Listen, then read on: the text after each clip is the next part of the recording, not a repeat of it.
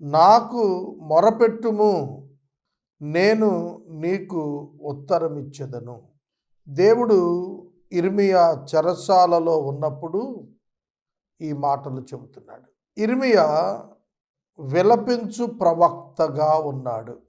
బబులోను చెరకు వెళ్ళటానికి ముందు దేవుడు యిర్మీయా ద్వారా యూదా జనాంగానికి అద్భుతమైన ప్రవచనాలు ఇచ్చారు. ఆ ప్రవచనాలు దేవునికి అనుకూలముగాను ప్రజల మనసులకు వ్యతిరేకంగాను ఉన్నాయి.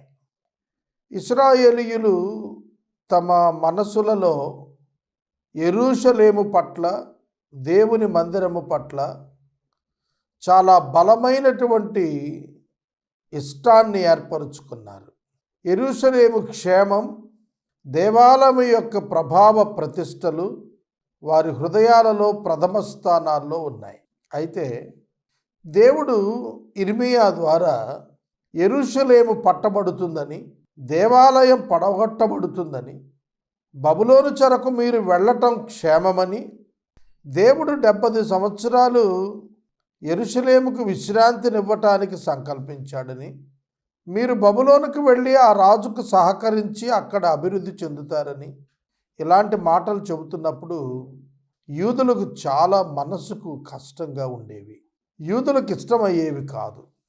కానీ దేవుడు సంకల్పించిన సంకల్పం తప్పదు. మరి ఆ సందర్భాల్లో యిర్మీయాను హింసించారు, చెరసాల్లో కూడా వేశారు.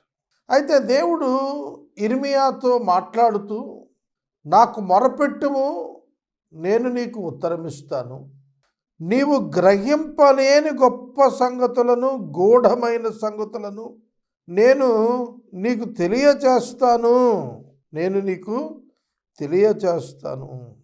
చూడండి, ఏవైతే ఇశ్రాయేలీయులు వినటానికి కూడా ఇష్టపడరో, సుముఖత చూపరో అలాంటి విషయాలు, గూఢమైన విషయాలు దేవుడు యిర్మీయాకు బయలుపరిచాడు. యిర్మీయా గ్రంథం అంతా మీరు చూడండి, 50 అధ్యాయాలు ఉంటుంది. యిర్మీయా తన ప్రజల కొరకు విలపించాడు, కానీ వారిలో ఒక్కడు కూడా మారలేదు. సహోదరుడా, సహోదరి, యిర్మీయాతో దేవుడు చెబుతున్నటువంటి మాటలో చాలా శ్రేష్టమైనటువంటి అభయహస్తం ఉంది. నీవు నాకు మొరపెట్టు, నేను నీకు ఉత్తరమిస్తాను.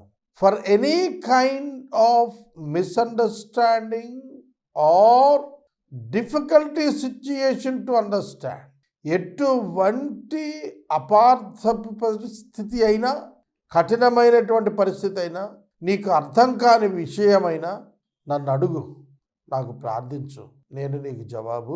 ప్రతి మనిషి తన జీవితంలో అనేక సందర్భాల్లో జవాబు లేని పరిస్థితులు ఎదుర్కొంటూ ఉంటాడు. అటువంటప్పుడు వాటి జవాబు దేవుని యొద్ద దొరుకుతుంది.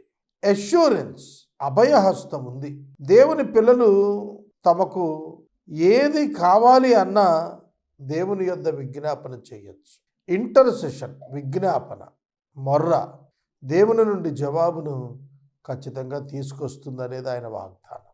తానే వాగ్దానం చేస్తున్నాడు, నేను జవాబిస్తాను, నేను ఉత్తరం ఇస్తాను, నేను తెలియపరుస్తాను, నేను వివరిస్తాను, నేను గ్రహించేటట్లు చేస్తాను నీకు.